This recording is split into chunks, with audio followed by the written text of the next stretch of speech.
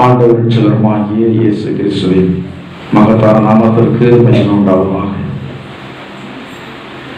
இந்த புத்தாண்டு தினத்தில் நாம் அதிகமாக எதிர்பார்க்கிறது, கர்த்தர் நமக்கு வாக்கு கொடுக்க வேண்டும் என்று சொல்லி நாம் எதிர்பார்க்கிறோம். ஏனென்றால் ஆண்டவர் வாக்கு கொடுத்தால் அதை நிச்சயமாக நிறைவேற்றுவார் என்பது கர்த்தருடைய பிள்ளைகளாகி நமக்கு தெரியும். அவர் பொய்யுரையாத தேவன். அவர் கொஞ்சம் கூட பொய் சொல்லவே மாட்டார். அவர்களுக்கு தனித்தனியான வாக்குத்தத்த வார்த்தைகளை ஆண்டு தருவார். சென்ற வருடத்தில் நாம் அநேக வாக்குத்தத்த வார்த்தைகளை பெற்றோம். எத்தனை பேர் அந்த வாக்குத்தத்த வார்த்தைகளை ஞாபகத்தில் வைத்திருக்கிறீங்களோ தெரியல. ஆனா வேதம் சொல்கிறது, வாக்கு தத்தங்கள் இயேசு கிறிஸ்துவுக்குள் ஆம் என்றும் ஆமேன் என்றும் இருக்கிறது. ஆமேன் என்றால் அப்படியே நடக்கும் என்று சொல்லி கர்த்தருடைய வார்த்தை சொல்கிறது. இந்த வாக்குத்தத்த வார்த்தைகள் அப்படியே நடக்கும் என்று சொல்லி நாம் நம்புகிறபடினாலே, விசுவாசிக்கிறபடினாலே, நாம் இந்த வாக்குத்தத்த வார்த்தைகளை ரொம்ப விரும்புகிறோம். ரொம்ப அதிகமாக விரும்புகிறோம். வேதத்தில் எல்லா வார்த்தைகளை விட இந்த வாக்குத்தத்த வார்த்தைகள் நமக்கு ரொம்ப பிடித்ததான வார்த்தைகள். வசனங்களை வாங்கும் போது நம்ம வாக்குத்தத்த வார்த்தைகளை தேடி பிடிச்சுதான் என்ன செய்யறோம், வாங்குகிறோம். தேவனுடைய ஊழியர்கள் நமக்காக ஜெபம் பண்ணும்போது ஏதாவது ஒரு வாக்குத்தத்த வார்த்தை வாயிலிருந்து விழுந்துடாதான் ஜெபத்துல, அப்படிதான் நாம என்ன செய்யறோம், விரும்புகிறோம். வாக்குத்தத்தம் என்பது தேவனுடைய பிள்ளைகளாகிய நம்முடைய இருதயத்தில் அது மிக ஒரு முக்கியமான ஒரு இடத்தை பிடித்திருக்கிறது. இந்த நாளிலே சபைக்கு என்று ஆண்டவர் கொடுத்ததான வாக்குத்தத்த வார்த்தை. சில வேளைகளிலே வாக்குத்தத்த வார்த்தைகளை தேடி தேடி எடுக்கிறது ஊழியக்காரராகிய நாங்கள். ஆனா சில வேளைகளில் ஆண்டவர் பேசுகிறார் சில வார்த்தைகள். பொதுவாக நாம கேலண்டர் அடிக்க கொடுக்கும் போது வாக்குத்தத்த வசனத்தை கொடுக்கணும் கட்டாயம். நிறைய பேர் கேலண்டர் அக்டோபர் மாசமே பிரிண்ட் பண்ணுவதற்கு கொடுத்துட்றாங்க. அவர்களுக்கு அப்பவே வாக்குத்தத்தத்தை அவங்க போட்டு கொடுத்துட்றாங்க. ஆனா நான் கடைசி நேரத்துல தான் இந்த கேலண்டரை பிரிண்ட் பண்ணுவதற்கு நான் ஆர்டர் கொடுக்கிற வழக்கம். ஏன்னா வாக்குத்தத்த வார்த்தை அது மிக முக்கியமானது. சபைக்கு என்று கொடுக்கிறதான வாக்குத்தத்தம் அனைவருக்கும் அது ஒரு பொதுவான ஒரு வார்த்தையாக இருக்கிறபடினாலே அது முக்கியத்துவம் பெறுகிறது. எனவே நான் நினைக்கிறது, நானாக ஏதாவது பெரட்டி எடுப்பதற்கு நான் விரும்புகிறதே இல்லை. நான் ஆண்டவரிடத்தில் அப்படி போராடி கொண்டே தான் இருப்பேன். ஆனால் இந்த வார்த்தை நடு இரவு நேரத்தில் ஆண்டவர் என்னோடு பேசினதான ஒரு வார்த்தை. அந்த வார்த்தை கொடுக்கும் போது இந்த வார்த்தை வைத்து நான் என்னத்தை ஆண்டவரை பேச முடியும்? சில வாக்குத்தத்த வார்த்தைகளை வச்சு பேசிக்கொள்ள முடியாது. அதற்கான கோர்வையான வசனங்களும் அதிகமாக இருக்காது. எனவே அந்த வார்த்தை கொடுக்கப்படும் போது அந்த வார்த்தையோடு சேர்ந்து ஆண்டவர் எனக்கு பிரசங்க பாயிண்ட்லாம் கொடுக்கல, அந்த வார்த்தையை மட்டும் கொடுத்தால் நானும் தைரியமாக அந்த வார்த்தையை பிரிண்ட் பண்ணுவதற்கு கொடுத்துட்டேன். ஆனா கொடுத்ததற்கு பிறகு எவ்விதமாக இந்த வார்த்தை வைத்து நம்ம பேச போகிறோம் என்று சொல்கிறதான ஒரு எண்ணம் இருந்தது. என்றால் ஆண்டவர் சில வார்த்தைகளை என்னோடு பேசினபடியினால் நான் உங்களுக்கு கர்த்தர் கொடுத்த வாக்குத்தத்த அந்த வார்த்தையினுடைய அடிப்படையில் சில காரியங்கள் குறித்த சமயத்தில் முடிக்க வேண்டும். எனவே சில காரியங்களை நான் உங்களுக்கு சொல்லிவிட்டு கடந்து போகலாம் என்று சொல்லி விரும்புகிறேன். சபைக்கு ஆண்டவர் கொடுத்ததான வாக்குத்தத்த வார்த்தை ஏசாயா தீர்க்கதரிசன புத்தகம் 40ஆம் அதிகாரம் 5ஆவது வசனத்தை வாசிங்கள். ஒரு வாசிங்க, யாராவது சொல்ல மைக்கில் வாசிங்க. சொல்றோம். கர்த்தரின் மகிமை வெளியரங்கமாகும். கர்த்தரின் மகிமை வெளியரங்கமாகும். மாம்சமான யாவும் அதை ஏகமாய் காணும். மாம்சமான யாவும் அதை ஏகமாய் காணும். கர்த்தருடைய நாமத்திற்கு மகிமை உண்டாவதாக. கர்த்தருடைய மகிமை வெளியரங்கமாகும். மாம்சமான யாவும் அதை காணும். கர்த்தருடைய நாமத்திற்கு மகிமை உண்டாவதாக. கர்த்தருடைய பிள்ளைகளாகிய நம்முடைய வாழ்க்கையில ஆண்டவர் அநேக விதமான காரியங்களை செய்கிறார். அநேக விதமான காரியங்கள் வெளியரங்கமாவதில்லை. நமக்கும் ஆண்டவருக்கும் தெரிந்தது போலதான் இருக்கிறது. கர்த்தர் நமக்கு தருகிற மகிமையான ஆசீர்வாதங்கள். ஆண்டவருடைய விருப்பம் என்னவென்றால் ஒவ்வொரு தேவனுடைய பிள்ளைகளுடைய வாழ்க்கையிலும் ஆண்டவருடைய மகிமையினால் வருகிறதான செயல்கள் எல்லாம் வெளியரங்கமாக வேண்டும். வெளியரங்கம் ரகசியம் என்றதான வார்த்தைக்கு எதிர்புறமான ஒரு வார்த்தை. இவ்வளவு நாள் நம்முடைய வாழ்க்கையில ஆண்டவர் நமக்கும் அவருக்கும் தெரிகிறது போல அநேக விதமான காரியங்களை செய்து கொண்டு வந்திருக்கிறார். சரீரத்தில் சில சுகத்தை தந்து வந்திருக்கிறார். நமக்கு பொருளாதார ஆசீர்வாதங்களை தந்து கொண்டு வந்திருக்கிறார். அநேக விதமான ஜெபங்கள் நம்முடைய வாழ்க்கையில் கேட்கப்பட்டிருக்கிறது. ஆனா இன்னும் ஆண்டவர் நம்முடைய வாழ்க்கையில செய்கிறதான மகிமையான காரியங்கள் வெளியரங்கமாகவில்லை. ஆனா கர்த்தர் என்ன விரும்புகிறார் என்றால் ஒவ்வொரு தேவனுடைய பிள்ளைகளுடைய வாழ்க்கையிலும் செய்கிறதான காரியங்கள் வெளியரங்கமாக காட்டப்பட வேண்டும். ஹல்லேலூயா. நம்முடைய வாழ்க்கையிலே ஆண்டவர் செய்கிற மகிமையான காரியங்கள் வெளியரங்கமாகும் போது முதலாவது கர்த்தருடைய நாமம் மகிமைப்படுகிறது.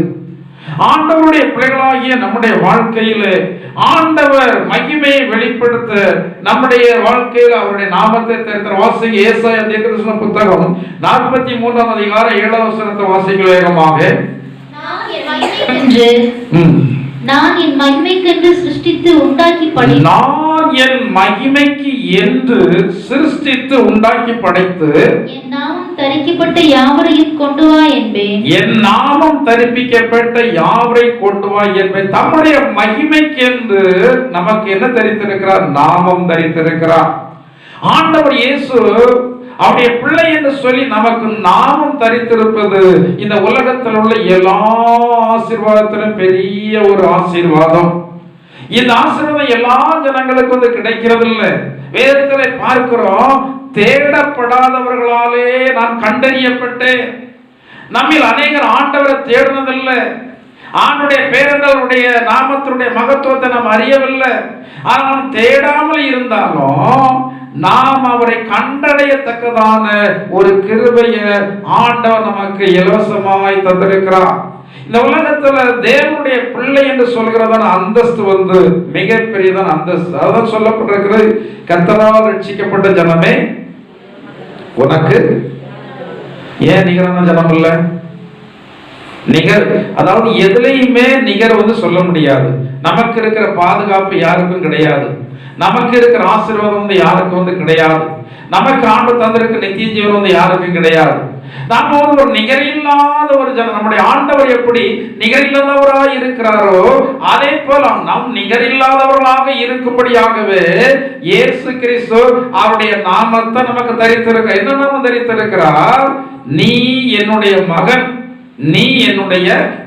இதற்காக என்னைக்காவது நம்ம சோத்திரம் சொல்லி இருக்கிறோமா? நான் உங்களுக்கு முன்னாடி நிற்கிறேன். கிறிஸ்தவ குடும்பத்தில் பிறந்திருந்தாலும் இயேசுனுடைய நாமம் தரிப்பிக்கப்படாதவனாகத்தான் பல ஆண்டுகள் இருந்தேன். எனக்கும் ஆண்டவருக்கு என்ன இல்லை, எனக்கும் ஆண்டவருக்கும் சம்பந்தம் இல்லை. இந்த ஆண்டவர் இயேசு என்னை அவருடைய வழியில கொண்டு வருவதற்கு அவர் பட்டதான பாடு அந்த நேரத்தில் தெரியல. அவர் நம்மளை கோபத்திலையும் அடிக்கவில்லை, உக்கிரத்திலையும் தண்டித்து விடவில்லை. அவருடைய ஏம் ஒரே ஒரு ஏம், என்னையே நம்மை அவருடைய பிள்ளையாக எப்படியாயினும் மாற்றிவிட வேண்டும். நம்மை அவருடைய பிள்ளையாக மாற்றுவதற்கு அவர் பட்டதான பாடு இருக்கிறதே, அவ்வளவு பாடுபட்டார். அதை நினைத்து பார்க்கும் போது இப்பதான் தெரிகிறது, நம்மை அவருடைய பிள்ளையாக மாற்றுவதற்கு அவர் எவ்வளவு காத்திருந்திருப்பார். நேரம் கண்டு சமயம் கண்டு எந்த நேரத்துல நாம் இவரோடு பேச வேண்டும். எல்லா நேரத்திலும் பேசுற நம்ம கர்த்தருடைய வார்த்தையை கேட்கறது இல்லை. நாள் முழுவதும் அவர் கையை நீட்டி நாம் கேட்கறது இல்லை. என்னுடைய தாயார் எத்தனையோ இடங்களில் கன்வென்ஷன் கூட்டங்களுக்கு மெனக்கெட்டு அழைச்சிட்டு போவாங்க. எதற்காக? எப்படி ஆயினும் ஆண்டவரை ஏற்றுக்கொண்டு விட மாட்டானா காசு தந்து அழைச்சிட்டு போவாங்க. முட்டாய் ஒரு காசு தந்து அழைச்சிட்டு போவாங்க. அழைச்சிட்டு போயிட்டு அங்க பிரசங்கம் பண்ணிட்டு கடைசியில ஆளுக்கு கால் கொடுப்பாங்க. யாரெல்லாம் நீங்க மறந்திருப்பதற்கு ஒப்பு கொடுக்கன்னு சொல்லி என்னுடைய தாயார் பின்னாடி திரும்பி பார்ப்பாங்க. அவருடைய எண்ணம் என்ன? எப்படியாயினும் நம்முடைய மகன் இயேசுடைய பிள்ளை என்றதான நாமம் தரிப்பிக்கப்பட வேண்டும் என்று சொல்லி. ஆனால் நான் ஒப்பு கொடுக்கவில்லை, எவ்வளவு பிரயாசப்பட்டு ஒப்பு கொடுக்கவில்லை. ஆனால் ஆண்டவர் என்னை தேடி வந்து அவர் என்னை கரத்தை பிடித்து தட்டாதபடி என்னை வந்து இழுத்து கொண்டு வந்தார். அவருடைய அன்பு என்ன விடவே இல்லை. ஆண்டவருடைய அன்பை நம்ம சிந்திக்கும் போது இளையகுமாரனை நாம் நினைக்காமல் இருக்கவே முடியாது. இந்த இளையகுமாரன் தகப்பன் வேண்டாம் என்று போனவன், இந்த இளையகுமாரன் எல்லாவற்றையும் அழித்தவன், இந்த இளையகுமாரன் இந்த குடும்பத்தை எல்லாம் விட்டு அவன் தூரமாக போனவன். ஆனால் எல்லாவற்றையும் அவன் அழித்தாலும் கூட அந்த தகப்பனுடைய அன்பு, என்னுடைய மகன் அல்லவா இவன், தற்காலிகமாக வெளியே போய் என்னைக்கு வந்து வருவான், நாம எல்லாம் யாருடைய பிள்ளைங்க, ஆண்டுடைய பிள்ளைங்க. நம்ம ஆண்டுடைய பிள்ளைகளாக இருந்தும் நாம் ஆண்டவரை மறந்து அவனவன் தன் வழியிலே நம்ம வந்து போனோம். நாம் நம்முடைய மனசுக்கு ஏற்க தெய்வத்தை தேடணும், நம்முடைய மாம்சம் மனசு விரும்பின வழிகளில் போனோம். ஆண்டவருடைய அன்பு நம்மை தேடி வந்து எதற்காக அவருடைய பிள்ளையாக நம்மை வைத்திருக்கிறது என்றால் வாக்குத்தத்தமான ஆசீர்வாதங்கள் எல்லாம் தருவதற்காக. இந்த வாக்குத்தத்தமான ஆசீர்வாதங்கள் நம்முடைய வாழ்க்கையில வரும்போது தேவனுடைய பிள்ளைகளாகிய நம்மை குறித்து சங்கீதம் 87:3 சொல்லப்பட்டிருக்கிறது போல உன்னை குறித்து மகிமையான விசேஷங்கள் வசனிக்கப்படும். வாசிங்கள் மைக்ல. உன்னை குறித்து தேவனுடைய நகரமே உன்னை குறித்து மகிமையான விசேஷங்கள் வசனிக்கப்படும். உன்னை குறித்து மகிமையான விசேஷங்கள், இதுவரைக்கும் நீ அறிந்திராத அற்புதங்கள், இதுவரைக்கும் நீ பெற்றிராத நன்மைகள் இந்த வருடத்திலே உன்னுடைய வாழ்க்கையிலே வரப்போகிறது. இந்த வருடத்திலே உன்னுடைய குடும்பம் மகிமையான விசேஷத்தை குறித்து வசனிக்க போகிறார்கள், சொல்ல போகிறார்கள். இவர்கள் இப்படித்தானே இருந்தார்கள், இவ்வளவு மேன்மையாக எப்படி வந்து மாறினார்கள். அதுதான் கர்த்தருடைய வல்லமை, அதுதான் தேவனுடைய பிள்ளை என்பதான அந்தஸ்தை ஆண்டவர் நமக்கு கொடுத்திருப்பதற்கான அடையாளம். ஆண்டவரை நாம் தேடுவதனால் நமக்கு நிறைய பலன் உண்டு. நிறைய பேர் நினைக்கிறாங்க ஆண்டவரை தேடுகிறதால் என்ன பலன் இருக்கிறது. நான் அவரிடத்துல நிறைவான பலன் அடைந்திருக்கிறேன். கொஞ்சம் நீங்க நினைச்சு பார்த்தீங்கன்னா தெரியும், பின்னாடி கொஞ்சம் நினைச்சு பார்த்தீங்கன்னா என்ன செய்ய தெரியும், எப்படி இந்த நிலையை கடந்து வந்தோம். நான் நினைச்சு பார்த்துக்கிறேன் சில வேளைகள்ல இந்த நிலையை நாம எப்படி கடந்து வந்தோம். ஹல்லேலூயா. வேதத்தில் சொல்லப்பட்டிருக்கிறது, அழுகையினுடைய பள்ளத்தாக்கை உருவ நடந்தோம். அழுகையினுடைய பள்ளத்தாக்கு தான். சில வேளைகள் அழ முடியல, கண்ணீரெல்லாம் வற்றி போய்விட்டது சிலருக்கு. அவ்வளவு அழுக, அவ்வளவு வேதனை. இதெல்லாம் நாம் எப்படி கடந்து வந்தோம் என்று சொல்லி தெரியவில்லை. அதுதான் தேவனுடைய மகிமை. அந்த நேரத்தில் மனிதர்கள் கூட இருக்கவில்லை, மனிதர்கள் ஆறுதலாக இருக்கவில்லை. மனிதர்கள் எல்லாம் பயமுறுத்துறாங்க, மனிதர்கள் எல்லாம் வேதனைப்படுத்துறாங்க, மனிதர்கள் எல்லாம் அவமதிக்கிறாங்க, மனிதர்கள் எல்லாம் உடைய குறையே சொல்லி தெரிகிறாங்க. ஆனால் அந்த இடத்துல ஆண்டவர் இந்த அழுகையினுடைய பள்ளத்தாக்க ஒருவர் நடக்கும் போது என்ன சிந்தனை, யாரும் இல்லையே. நான் நிறைய நேரத்தில் நினைச்சது உண்டு, எவ்வளவு உறவுகள் இருந்தாலும் நிறைய வேலைகளில் நம்ம தனிமையத்தான் நம்ம உணர்கிறோம். நம்மளை விசாரிக்க யாருமே இல்லை. நான் தேவனால் விசாரிக்கப்பட்டவன். தேவனால் விசாரிக்கப்பட்டபடினால்தான் மகிமையான காரியங்களை வந்து ஜனங்கள் பேசக்கூடிய அளவுக்கு ஆண்டவர் என்னை வந்து வைத்திருக்கிறார். நான் மட்டுமல்ல, ஆனா இந்த வருடத்துல இந்த சபையிலே கர்த்தர் மகிமையான விசேஷங்களை வசனிக்கும்படி நிறைய ஆத்துமாக்களை கொண்டு வந்து சேர்க்க போகிறார். உங்களுடைய குடும்பங்களிலேயே ஆண்டவர் மகிமையான விசேஷமான காரியங்கள் வந்து செய்ய போகிறார். இது கர்த்தருடைய வல்லமையினால் உங்களுக்கு வந்து கொடுக்கப்படுகிறது. உங்களுடைய பிரயாசம் அல்ல. ஆண்டவர் எப்போதுமே தகுதியை பார்த்து ஆசீர்வதிக்கிறதா தேவன் அல்ல. மனிதன் உங்களை ஆசீர்வதிக்கும்படியாக தகுதியை தேடுகிறான். மனிதன் உங்களை வந்து நன்மையை கொடுக்கும்படியாக என்ன அன்பு இடத்துல இருக்கிற இதை தேடுகிறான். ஆனால் ஆண்டவர் நம்மிடத்துல எதையுமே தேடி வரல. ஆண்டவர் நம்மிடத்துல ஏதாவது கேட்டாரா? அவர் சொல்றாரு, நான் எனக்கு தேவையாக ஒரு இடத்துல கேட்கணும் அவசியமே. எனக்கு பணம் தேவையா இருந்தா உனக்கு தெரியாம நான் அந்த பீரோல இருக்கிறது எடுத்து விட்டு போக முடியும். எனக்கு ஆடு மாடு தேவை இருந்தால் தொழுவத்தில் உள்ளதெல்லாம் என்னால எடுத்துக்கொண்டு போக முடியும். ஆனா எனக்கு ஒண்ணுமே தேவையில்லை. நீ வாழ்வடையும்படியாக, நீ நன்றாய் இருக்கும்படியாக உன்னை வாழ வைக்கிறதான தெய்வம் நான் என்பதை நீ விசுவாசித்து அறிந்து நீ என் பின்னாடி வா, ஆசீர்வாதங்கள் எல்லாம் உன்னை தொடர்ந்து பின்னாடி வரும். எத்தனையோ மருத்துவர்கள் மரித்து போவார்கள் என்று சொன்னதான அநேக ஜனங்கள் இன்றைக்கு சுகபலத்தோடு இருப்பதற்கான காரணம் என்ன? ஆண்டவருடைய வாழ்க்கையில மகிமையான காரியங்களை என்ன செய்திருக்கிறார். ஆண்டவர் மகிமையான காரியங்களை செய்யும் போது என்னெல்லாம் நடக்கும்? வாசியுங்கள். உபாகமத்துடைய புத்தகம் 33வது அதிகாரம் 29வது வசனத்தை வேகமாக வந்து வாசியுங்கள். உபாகமத்துடைய புத்தகம் 33:29 வாசியுங்கள். சோத்திரம். இஸ்ரவேலே, நீ பாக்கியவான், கர்த்தரால் ரட்சிக்கப்பட்ட ஜனமே, உனக்கு ஒப்பானவன் யார்? உனக்கு சகாயம் செய்யும் கேடகமும், உனக்கு மகிமை பொருந்திய பட்டயமும் அவர். உன் சத்துருக்கள் உனக்கு இச்சகம் பேசி அடங்குவார்கள். அவர்கள் மேடுகளை மிதிப்பாய் என்று சொன்னார். மகிமை பொருந்தினதான பட்டயம். ஆண்டவர் இயேசு அவருடைய மகிமையை உன்னில் வெளியரங்கமாக்கும் போது உனக்கு எதிராக இருக்கிற சத்துருக்கள் எல்லாம் அழிக்கப்படுவார்கள். நீ சத்துருவை அழிக்க பிரயாசப்பட வேண்டும் என்றதன் அவசியமே இல்லை. நம்மோடு ஒரு காணாத கரம் உண்டு, ஜனங்களுக்கு தெரியாது. நம்மோடு இருக்கிற காணாத கரம் தெரியாது. அந்த காணாத கரத்துடைய வல்லமை தெரியாது. அந்த காணாத கரத்துடைய மகிமை தெரியாது. அந்த காணாத கரத்தை ஜனங்கள் அறியாதிருக்கிறபடியினால் தேவனுடைய பிள்ளையாகிய உன்னோடு போராடி கொண்டிருக்கிறார்கள். வேதம் சொல்கிறது, உன்னோடு போராடினவர்களை நீ தேடியும். இது கர்த்தருடைய பிள்ளைகளுடைய வாக்கு தத்துவம். தேடினாலும் என்ன செய்ய முடியாது. அவங்க எப்படி இருக்கிறாங்க பார்த்துடலாம, இப்படிலாம் இருந்தாங்களே, எப்படி இருக்கிறாங்க பார்த்துடலாம. தேவனுடைய மகிமை உங்களில் வெளியிறங்கமாகும் போது வெளியிறங்கமாக மனிதர்கள் எல்லாம் அழிந்து போவார்கள். தாவீதோடு தேவனுடைய மகிமை இருந்தது. வேதாகமத்தில் இந்த தாவீது தான் மகிமையான ஆசீர்வாதங்களை சுதந்திரித்துக் கொண்ட. வாசிங்க ஒரு வசனம் கூட 1 சாமுவேலுடைய புத்தகம் 2வது அதிகாரம் 8வது வசனத்தை வாசிங்கள்.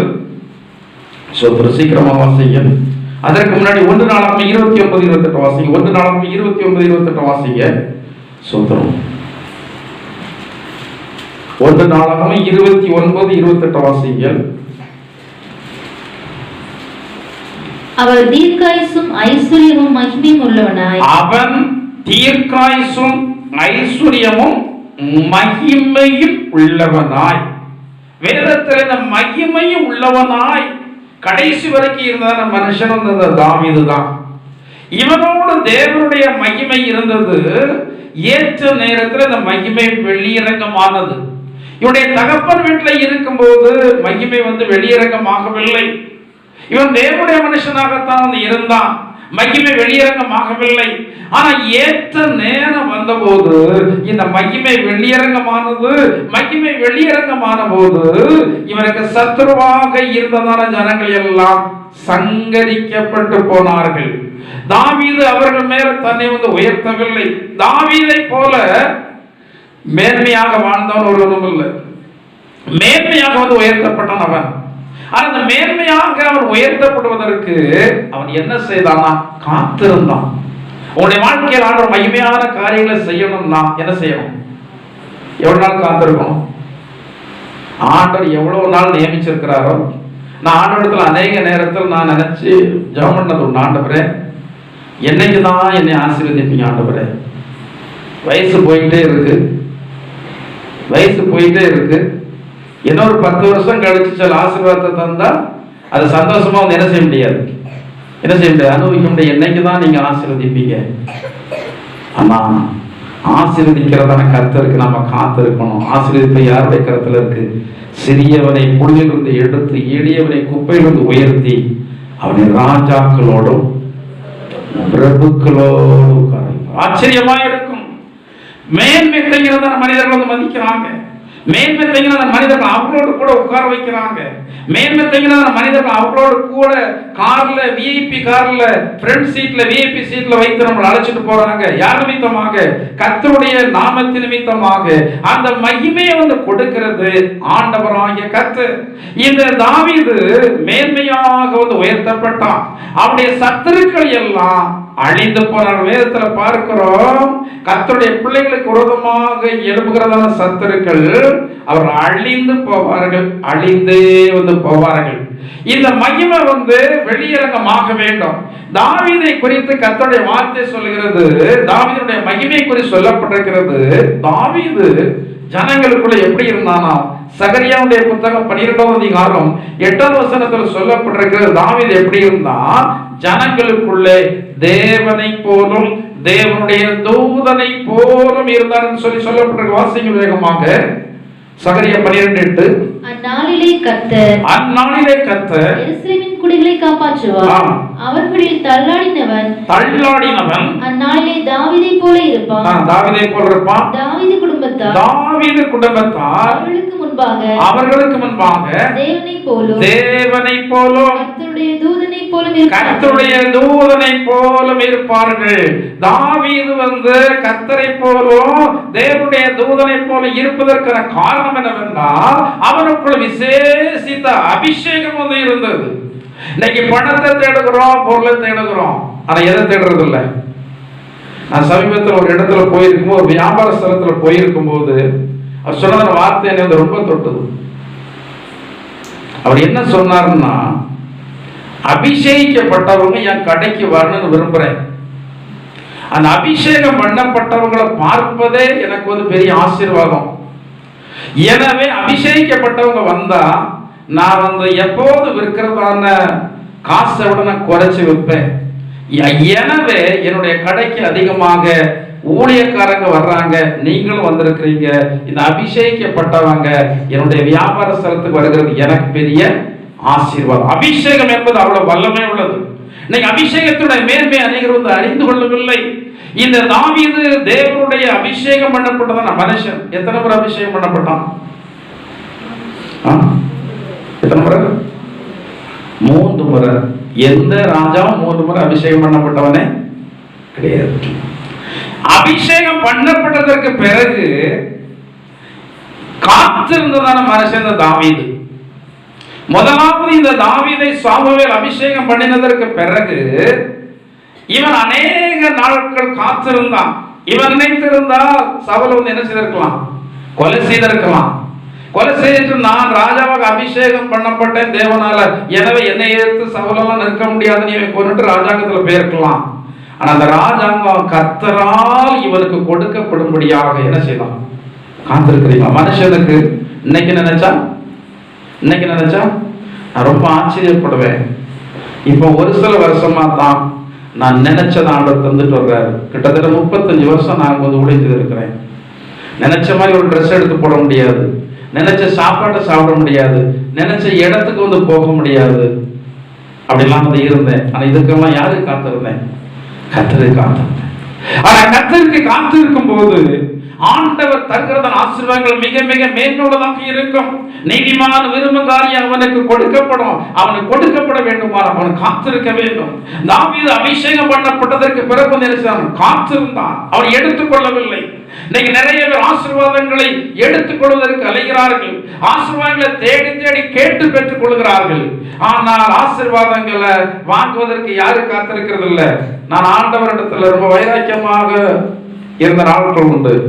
ஆண்டவரே, நான் யாரிடத்துல எதையும் என்ன செய்ய மாட்டேன். சிலர் சொல்லுவாங்க, நீங்க ஊழியத்துக்கு தானே கேட்கறீங்க, சும்மா கேளுங்க தருவாங்க. இவகிட்ட போய் கேட்டாங்க, எனக்கே கேட்க கூடாதுன்னா கர்த்தருடைய ஊழியத்துக்கு நான் ஏன் கேட்கணும்? கர்த்தருடைய ஊழியத்துக்கு யார் தரணும்? அவர் தரணும். அவர் தந்தா செய்வோம், அவர் தராவிட்டால் நாம் இருப்போம். ஆனா ஆண்டவருக்கு நான் காத்திருந்தபடினால ஆண்டவர் மகிமையான காரியங்களை எல்லாம் செய்கிறார். ஹல்லேலூயா, ஹல்லேலூயா. கர்த்தருடைய நாமத்தை மகிமைப்படுத்துங்கள். ஹல்லேலூயா, ஹல்லேலூயா.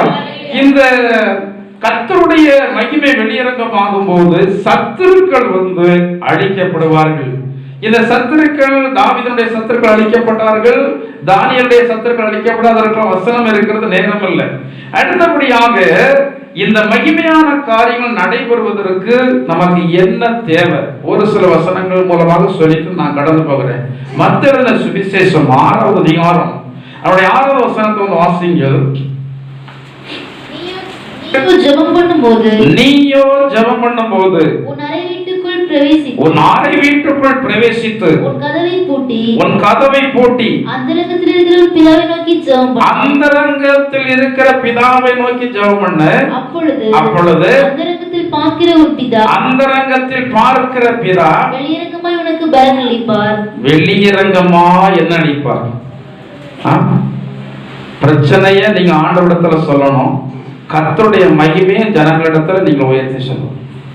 பிரச்சனை யாரிடத்துல சொல்லக்கூடாது. பிரச்சனை யார்கிட்ட சொல்லக்கூடாது. நல்லா தெரிஞ்சுக்கணுங்க கர்த்தருடைய பிள்ளைங்க. பிரச்சனை மனுஷனிடத்துல சொல்லக்கூடாது. பிரச்சனை ஆண்டவரிடத்துல சொல்லுங்க. ஆண்டவர் உங்களுக்கு மகிமையான காரியங்களை வெளியரங்கமா செய்வார்.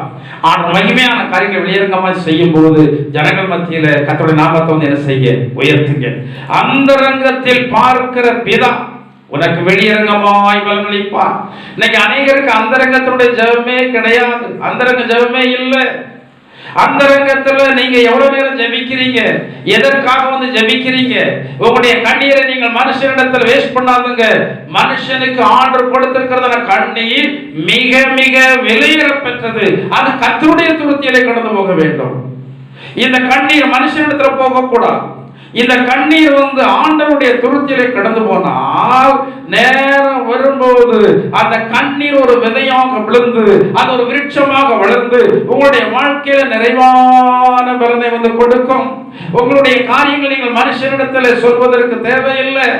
அநேக நேரங்களில் நான் ஆண்டவரிடத்துல ஜெபித்ததான காரியங்கள் பல ஆண்டுகளுக்கு பிறகு ஆச்சரிய அற்புதமான விதமாக சிலர் மூலமாக என்ன செய்கிறது? சந்திக்கப்படுகிறது. ஹல்லேலூயா, ஹல்லேலூயா.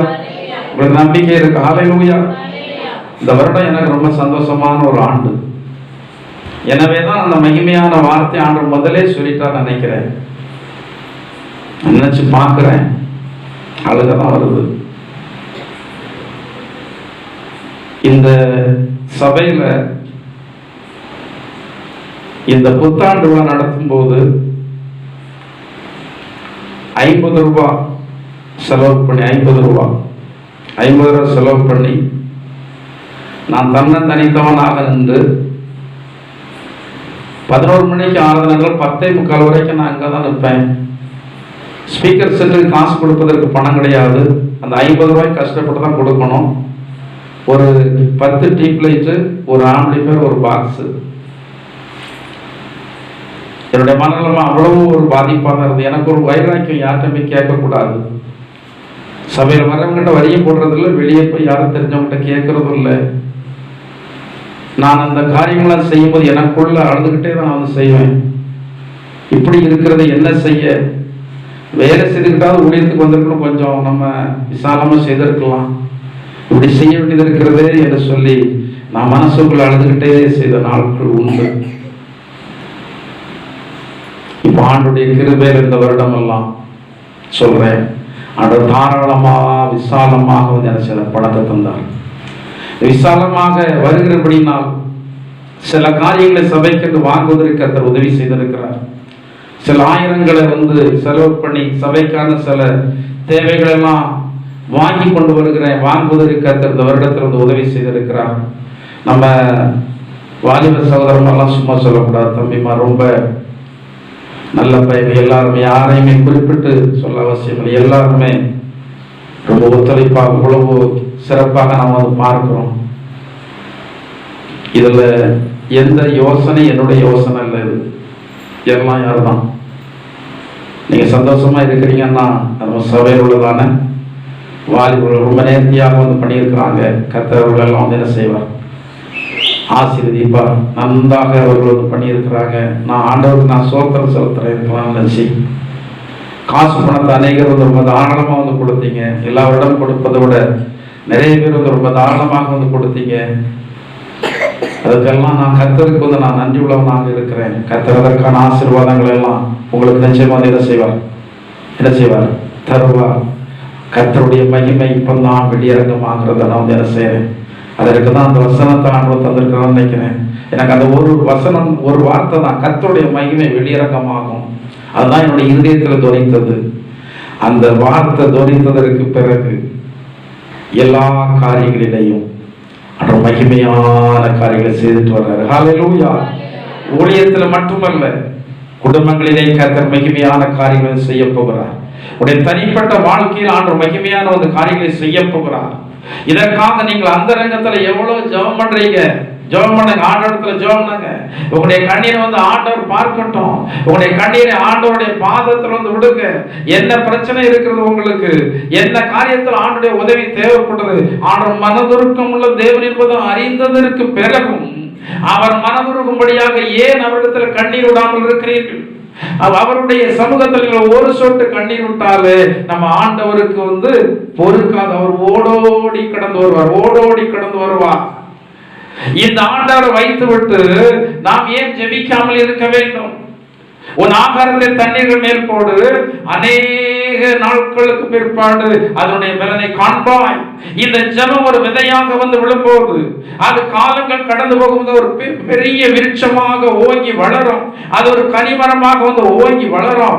எல்லா ஜனங்களும் அதை பார்க்கும்படி ஆண்டு வைப்பா. நீ அந்தரங்கத்துல ஜெபித்தா வெளியரங்கமாய் உனக்கு என்ன கிடைக்கும்? வெளியரங்கமாய் உனக்கு பலன் கிடைக்கும். 2 நாளாகமும் 7வது அதிகாரம் 1வது வசனத்துல பார்க்கிறோம். சாலமோன் ஜெபம் பண்ணினான். 7வது வசனம் 7வது அதிகாரம் 3வது வசனத்தை வாசிங்க. 2 நாளாகமும் 7:1 குறித்து வைத்துக் கொள்ளுங்கள். 7:3 வாசிங்க. அக்கினி இறங்குகிறதையும் கர்த்தருடைய மகிமை, கர்த்தருடைய மகிமை ஆலயத்தின் மேல் தங்கி இருக்கிறது, ஆலயத்தின் மேல் தங்கி இருக்கிறதையும் இஸ்ரவேல் புத்திரர் எல்லாரும் கண்டபோது, எல்லாரும் கண்டார்கள். சாலமோன் ஜெபித்தான். சாலமோன் ஜெபித்த போது தேவனுடைய மகிமை ஆலயத்தில் இறங்கினது. இந்த மகிமையை எல்லா ஜனங்களும் கண்டார்கள். உங்களிலே ஆண்டவர் கட்டளையிடுகிறதான மகிமையை உங்களுடைய குடும்பம் காணும். நிச்சயமாக உங்களுடைய வாழ்க்கையில தேவனுடைய மகிமை இறங்கி இருக்கிறதை உங்களுடைய அண்டை விட்டார் காண்பார்கள். உங்கள் மேலும் கர்த்தருடைய மகிமை இறங்கி இருப்பதை உங்களை பார்க்கிற எல்லா ஜனங்களும் பார்ப்பார்கள். நமக்கும் மற்றவர்களுக்கும் வேறுபாடு இருக்கிறது, நமக்கு மற்றவர்களுக்கு வித்தியாசம் இருக்கிறது. ஆண்டவருடைய அபிஷேகம் நம் மீது இருக்கிறபடினால் நம்முடைய ஜெபங்கள் கேட்கப்பட்டு எல்லா ஜனங்களும் அந்த மகிமையை காண்பார்கள். ஏன் நீங்கள் பயப்பட வேண்டும்? ஏன் நீங்கள் அஞ்ச வேண்டும்? உங்களுடைய தேவன் ஜீவிக்கிறவர் அல்லவா? அவர் என்றைக்கோ வாழ்ந்து மரித்து போனதான தெய்வம் அல்ல.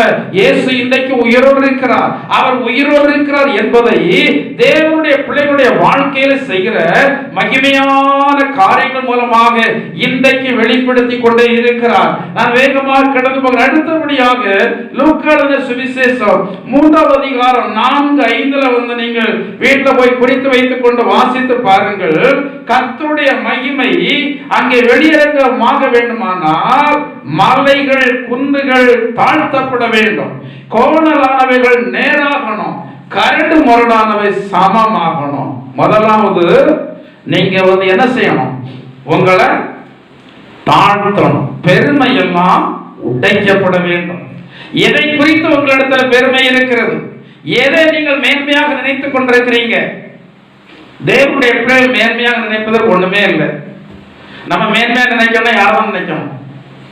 நம்முடைய வாழ்க்கையில் வந்திருக்கிறது எல்லாம் யாரால தான்? A to Z. எதுக்குமே நம்ம சொந்தக்காரங்க இல்லை, எல்லாத்துக்குமே யாரும் சொந்தக்காரர்? அவர் கிருபையா நமக்கு அனுபவிக்க தந்திருக்கிறார். அதுதான் பெரிய கிருபை. ஹல்லேலூயா. சிலருக்கு கிடைத்திருக்கிறது, ஆனா என்ன செய்ய முடியவில்லை?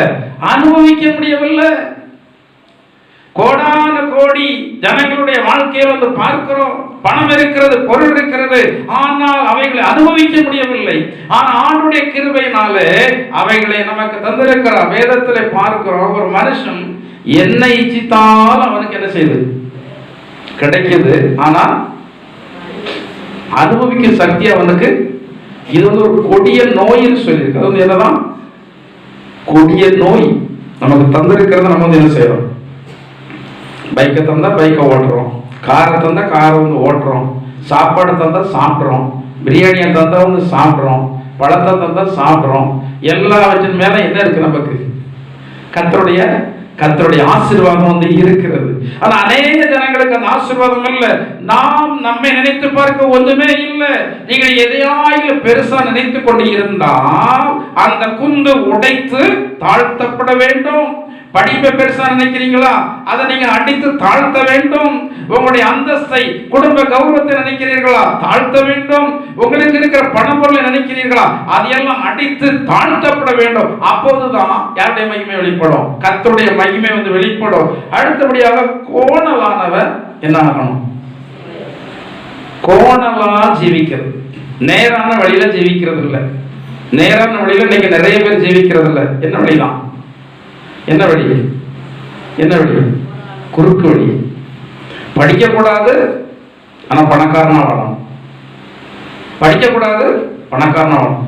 ஏழையா இருக்கணும், ஏழையா இருக்கிறோம், ஆனா எந்த வீட்டில் நமக்கு திருமணம் நடக்கணும்?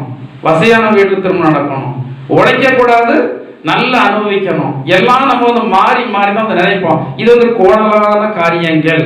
நேரான வழியில், நேரான வழியில் நடக்கணும். நேரான வழியை சிந்திக்கணும், நேரான வழியை பேசணும், நேரான வழியில நடக்கணும். அதுதான் கர்த்தர் தேவனுடைய பிள்ளைகளை வந்து நடத்துவது. கோணலான வழிகளை வந்து மாற்ற வேண்டும். கரடு முரடு என்ன ஆகணும்? கரடு முரடான வாழ்க்கை ஆசீர்வாதத்தை தாமதப்படுத்தும்.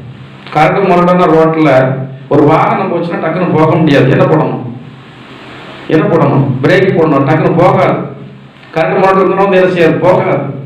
அப்ப அந்த கரடு முரடு என்ன ஆகணுமா? சமமாகணும். கரடு முரடு என்ன ஆகணும்? கர்த்தருடைய மகிமை சீக்கிரத்தில் உங்களுடைய வாழ்க்கையில வெளிப்படணும்னா இந்த கரடு முரடான வாழ்க்கையெல்லாம் மாற்றணும். சிலரை பார்த்தோன்னு சொல்லுவாங்க, கரடு முரடான ஏற்கு மாதிரிலாம் பேசுவான், ஏற்கு மாதிரிலாம் செய்வான், ஏற்கு மாதிரிலாம் நடப்பான். அந்த வார்த்தை தேவனுடைய பிள்ளைகளிடத்துல இருக்கவே கூடாது. நாம வந்து சமமான ஒரு வாழ்க்கை வாழணும். உபாகமம் 26:18-19 வாசித்து பார்க்கும்போது கட்டளையை கை கொண்டால் மகிமையில சிறந்து நம்ம வந்து என்ன செய்வோம்? சிறந்து வந்து விளங்குவோம். வாசிங்க. உபாகமம் 26:18-19 வந்து வாசிக்கும் போது, கர்த்தரும் உனக்கு வாக்கு கொடுத்து உனக்கு சொல்லி இருக்கிறபடி நீ என்னுடைய கட்டளைகளை எல்லாம் கை கொண்டால் எனக்கு சொந்த ஜனமாய் இருப்பாய் என்றும் நான் உண்டு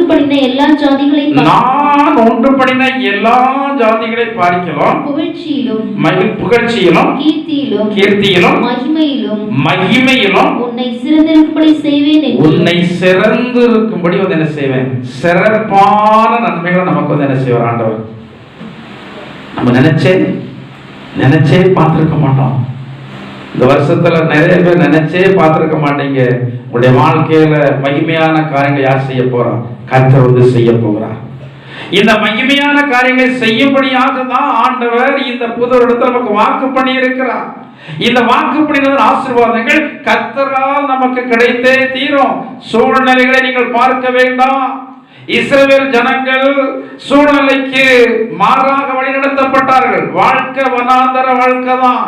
ஆனா அந்த வனாந்தர வாழ்க்கையில் அவர்களுக்கு குறைவே இல்லை. நீங்க இந்த ஏசாயா 40:6 வந்து வாசி பாருங்க. 6வது வசனம் 7வது வசனம் வாசிங்க.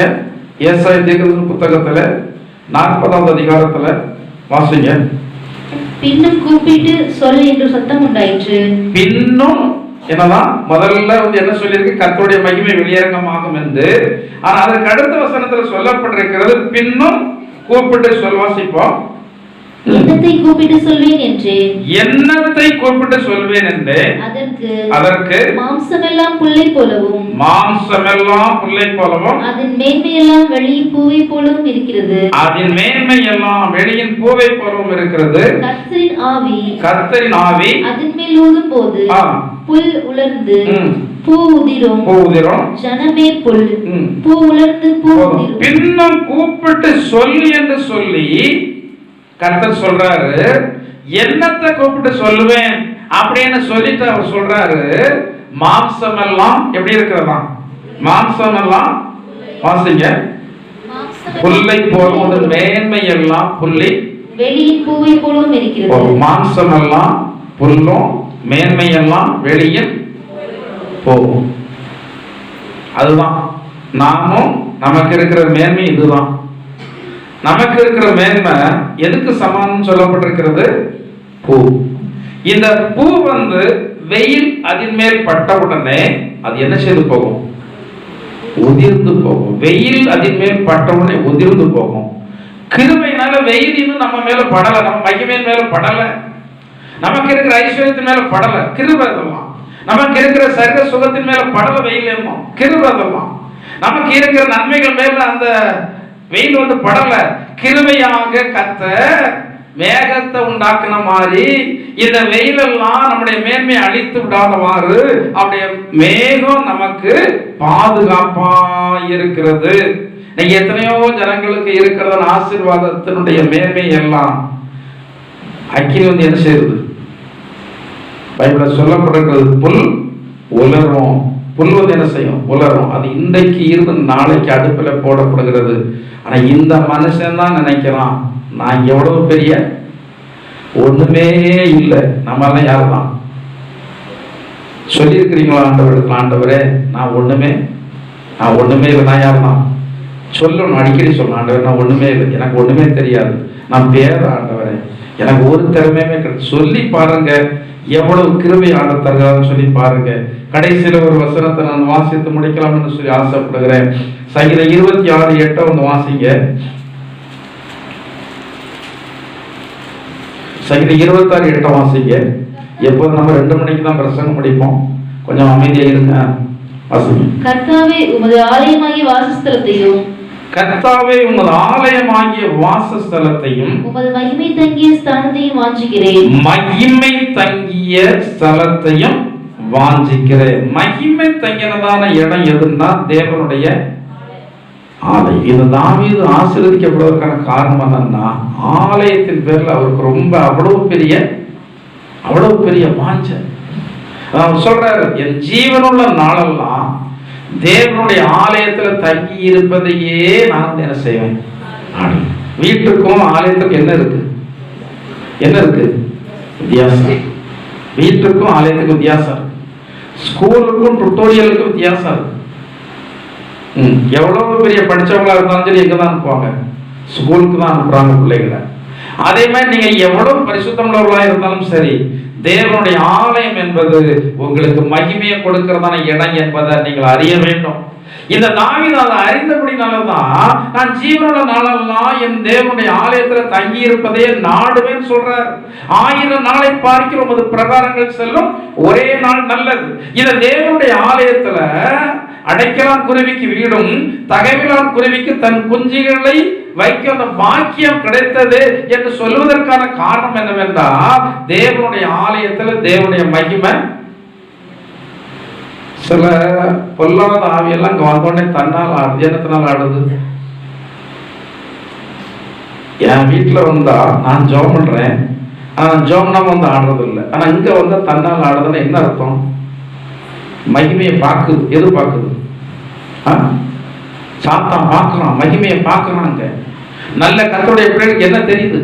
நிறைய பேர் அந்த இடத்துல மகிமை பார்த்தேன்னு சொல்லியிருக்கிறாங்க, கர்த்தரை பார்த்தேன்னு சொல்லியிருக்கிறாங்க, வெளிச்சத்தை பார்த்தேன்னு சொல்லியிருக்கிறாங்க, அக்கினியை பார்த்தேன்னு சொல்லியிருக்கிறாங்க.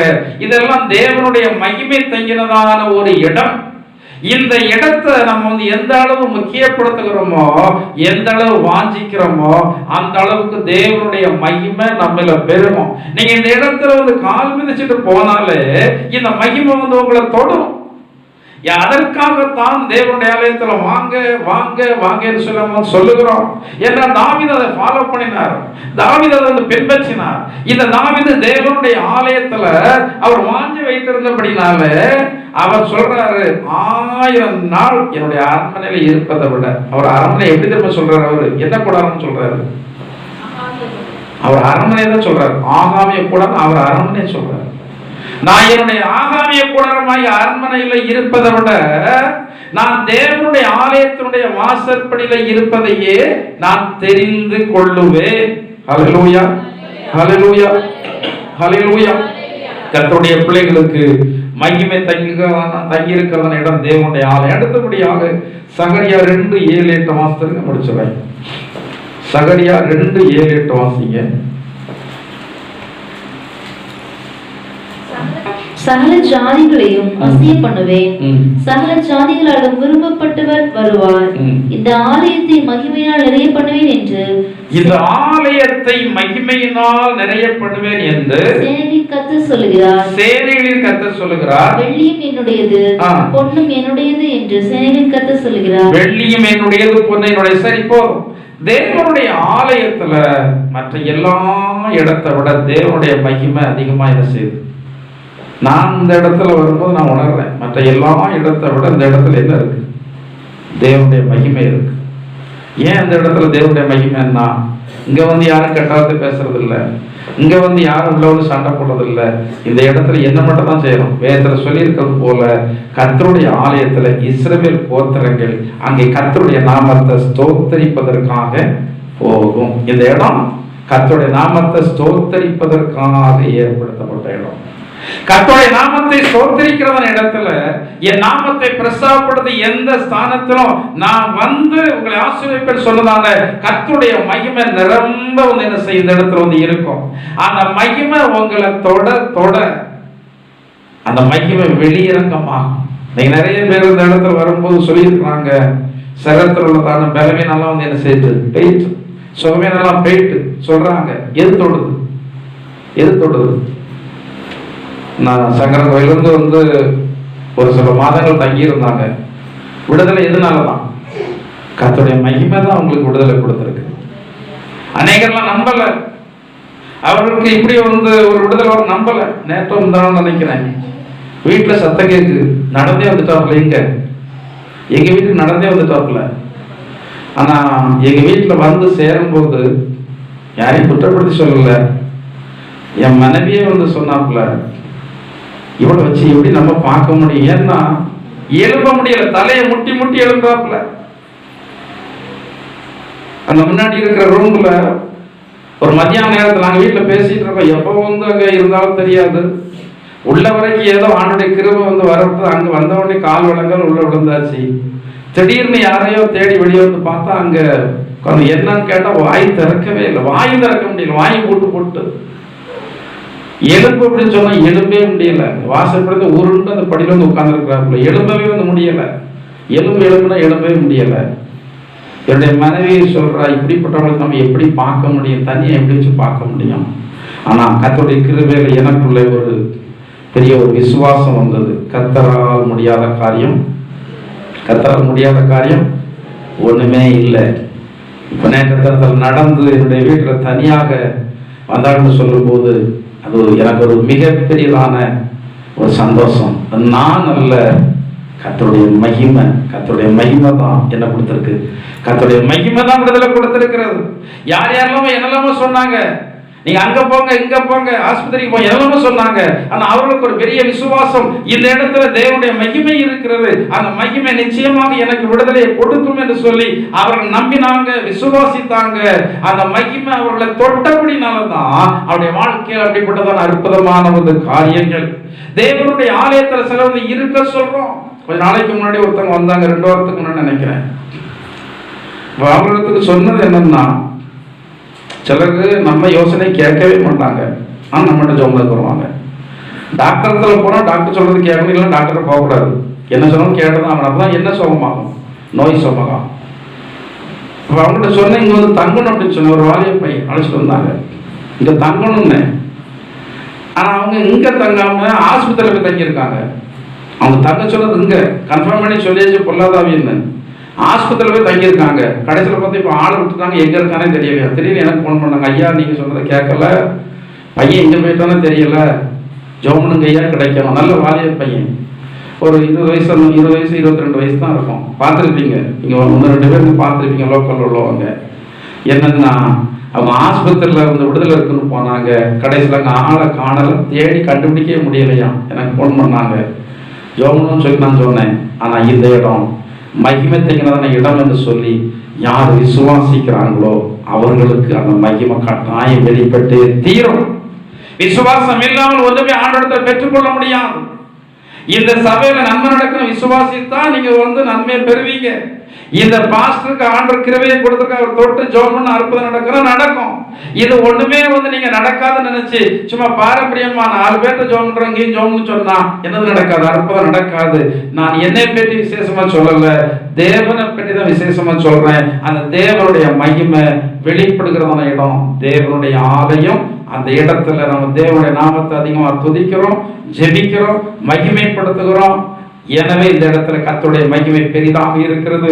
இந்த மகிமையை நீங்கள் பெற்றுக்கொள்ள கர்த்தர் உதவி செய்வாராக. நம்ம முழங்கால் படியிட்டு கர்த்தருடைய மகிமை வெளியிறக்கமாக ஒப்புக் கொடுங்க. இவ்வளவு நாள் உங்களுடைய வாழ்க்கையில அநேக நன்மைகள் ஆண்டு செய்திருப்பாரு, ஆனா நிறைய பேருக்கு தெரிய வரப்போகிறது. நீங்க சேவிக்கிறதனை யார் என்பது தெரிய வரப்போகிறது. அற்புதங்கள் ஆண்டவர் செய்ய போகிறார். அநேகருடைய வாழ்க்கையில பொருளாதாரங்கள உயர்வு வரப்போகிறது. அநேகருடைய வாழ்க்கையில் இருக்கிற கட்டுகளும் உடைக்கப்பட போகிறது. உங்களுடைய சத்துருக்கள் எல்லாம் அழிந்து போவதை நீங்கள் பார்க்க போகிறீங்க. கர்த்தர் உங்களுக்காக யுத்தம் பண்ண போகிறார். கர்த்தர் உங்களை கனம் பண்ண போகிறார். இதற்கு தான் கர்த்தருடைய மகிமை வெளியரங்கமாக போகிறது. நீங்கள் நினைக்கிறது போல் அல்ல, வேண்டிக் கொள்வதற்கோ நினைப்பதற்கு அதிகமாக கர்த்தருடைய வல்லமை உங்களில் உங்களுடைய குடும்பத்திலே செயல்பட போகிறது. நீங்கள் ஒப்புக் கொடுக்கலாம். ஹல்லேலூயா. எல்லாரும் ஒப்புக்கொடுங்க, எல்லாரும் ஒப்புக்கொடுத்து ஜெபிங்க. ஹல்லேலூயா. கர்த்தாவே உம்முடைய மகிமை வெளியரங்கமாகும் என்று சொல்லி எங்களோடு பேசி இருக்கிறீங்க. நான் நம்புகிறேன் ஆண்டவரே, உம்முடைய மகிமை எங்களிலே வெளிப்படுத்துங்க ஆண்டவரே. உம்முடைய மகிமை எங்களிலே வெளியரங்கமாக நான் ஒப்புக்கொடுக்கிறேன் ஆண்டவரே. ஹல்லேலூயா, ஹல்லேலூயா. உன்னை அதிசயமாய் ஆண்டவர் நடத்தி வந்தார். இன்னும் மேன்மையான அதிசயமான காரியங்களை உன்னுடைய வாழ்க்கையில் செய்ய போகிறார். ஹல்லேலூயா, ஹல்லேலூயா. வழி திறக்கும் அதிசயம் நடந்திடுமே, செங்கடலும் வழிவிடுமே. வழி திறக்கும் அதிசயம் நடந்திடுமே, செங்கடலும் திறந்து வழிவிடுமே.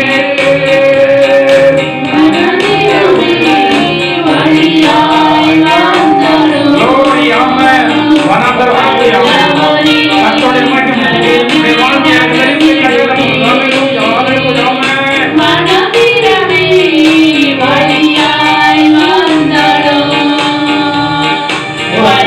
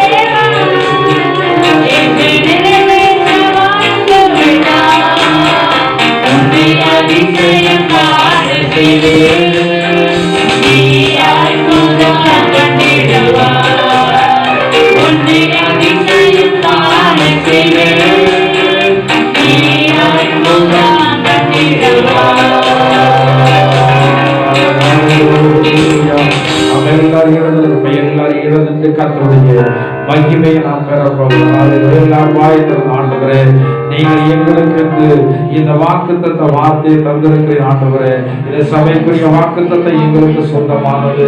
நீங்கள் தந்த வாக்குத்தத்தை எங்களுக்கு சொந்தமானது. மகிமை வெளியிறக்கமாக நீ செய்வீர் என்று சொல்லி இருக்கிற ஆண்டவரே, உங்களுடைய வார்த்தை மாறுவது நான் விசுவாசிக்கிற சொல்லி விசுவாசிங்கள். இப்போது உங்களுடைய வாழ்க்கையில் அற்புதம் நடைபெறப் போகிறது. எல்லா சாபங்களுடைய ஆண்டவர் உடை தெரிய போகிறார். எல்லா சாபத்துடைய கட்டுகள் உடை தெரியப்படுகிறது. எல்லா பாவத்துடைய கட்டுகள் உடை தெரியப்படுகிறது. எல்லா சாதனுடைய கட்டுகள் எல்லா கேள்வி எல்லா மனிதர்கள் வெட்டப்பட போகிறார்கள். கர்த்தருடைய மகிமை உங்களில் இறங்கிவிட்டது. கர்த்தருடைய மகிமையான சேவனுடைய வாழ்க்கையில் நடந்துவிட்டது. விசுவாசித்து சோத்திரம் செய்து ஆண்டவரே, உங்களுடைய மகிமை என்னை வெளியிறக்க மாற்றுகிற வழியாக உங்களுக்கு சோத்திரம், உங்களுக்கு சோத்திரம், உங்களுக்கு சோத்திரம், உங்களுக்கு சோத்திரம் என்று சொல்லுங்கள். உங்களுடைய மகிமை என்னில் இறங்கிவிட்டது சொல்லுங்கள். உங்களுடைய மகிமை என்னுடைய பிள்ளையில் இறங்கிவிட்டது சொல்லுங்கள். உங்களுடைய மகிமை என்னுடைய வீட்டில் இறங்கிவிட்டது சொல்லுங்கள். உங்களுடைய மகிமை எனக்கு வெளியிறக்க மாற்றுவது சொல்லுங்கள். ஹல்லேலூயா. அறிக்கை செய்யுங்கள். நீங்கள் விரும்புகிறபடி உங்களுக்கு ஆகும். உங்களுடைய விசுவாசத்தை உங்களுக்கு ஆகும்.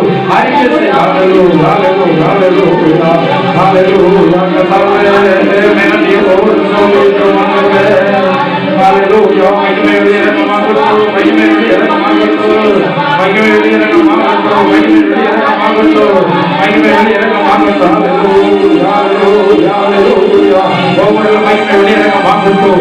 நீண்ட நாட்கள் எதிர்பார்த்து கொண்டிருக்கிறாங்க காரியங்களை நன்மை உண்டாகட்டும். இயேசுவின் நாமத்தால் அந்த காரியங்களை மகிமை விளக்கட்டும். இயேசுவின் நாமத்தால் தடைகள் உடைத்தெறியப்படுவதாக மனிதர்கள் உண்டாக்கி வைத்திருக்கிறதாக எல்லா தடைகளுடைய மகிமையினால் உடைத்தெறியப்படுவதாக இயேசுவின் நாமத்தால் சாத்தான் உருவாக்கி வைத்திருக்கிறதாக எல்லா கட்டளை இயேசுவின் நாமத்தால் உடைக்கப்படுவதாக இப்போது விடுதலை உண்டாகட்டும். மகிமையினால் விடுதலை உண்டாகட்டும். மகிமையால் ஆசீர்வாதம் உண்டாகட்டும். மகிமையால் சத்துரு சிதறடிக்கப்படட்டும். இயேசுவின் நாமத்தால் எங்களுடைய பிரயாசங்களில் மகிமை உண்டாகட்டும். வேலை ஸ்தலத்திலே மகிமை உண்டாகட்டும். வியாபார ஸ்தலத்திலே மகிமை உண்டாகட்டும். மாணவர்களுடைய பிள்ளைகளிலே மகிமை உண்டாகட்டும். ஓ ரீமா ஷாலா தரிவி கமந்தேலா. ஓ ரீலா குருவி கமந்தோ சர்வி லகுருவி கமந்தேலா. மாணவர்களே மகிமை கட்டளையிடு. நான் நன்றியோடு சொல்கிறோம். மகிமை கட்டளையிடு. நான் நன்றியோடு சொல்கிறோம். மகிமை கட்டளையிடு. நான் நன்றியோடு சொல்கிறோம். மகிமை வெளியிறக்கமாக சோத்திரம். மகிமை வெளியிறக்கமாக செய்கிறபடியா சோத்திரம். சோத்திரம். மகிமை வெளியிறக்க செய்கிறபடியா சோத்திரம். மகிமை வெளியிறக்கமாக செய்கிறபடியா சோத்திரம். சோத்திரம். சோத்திரம். சோத்திரம். சோத்திரம். ஹல்லேலூயா, ஹல்லேலூயா, ஹல்லேலூயா, ஹல்லேலூயா, ஹல்லேலூயா. Hallelujah, hallelujah, hallelujah, hallelujah, hallelujah, hallelujah, hallelujah, hallelujah. முஸ்லிம்களை கொண்டாட்டமே என் இயேசுவின் சன்னிதானத்தில் கொண்டுகள் கொண்டாட்டமே என் இயேசுவின் சன்னிதானத்தில் ஆனந்தம் ஆனந்தமே என் அன்பர் திருப்பாதத்தில் ஆனந்தம் ஆனந்தமே என் அன்பர் திருப்பாதத்தில் கொண்டுகளை கொண்டாட்டமே எல்லாரும் மகிழ்ச்சியோடு ஆண்டவர் இயேசுவே மகிமை கண்டடைந்தால் நான் சந்தோஷப்படுகிறேன். எல்லாரும் மகிழ்ச்சியோடு ஹல்லேலூயா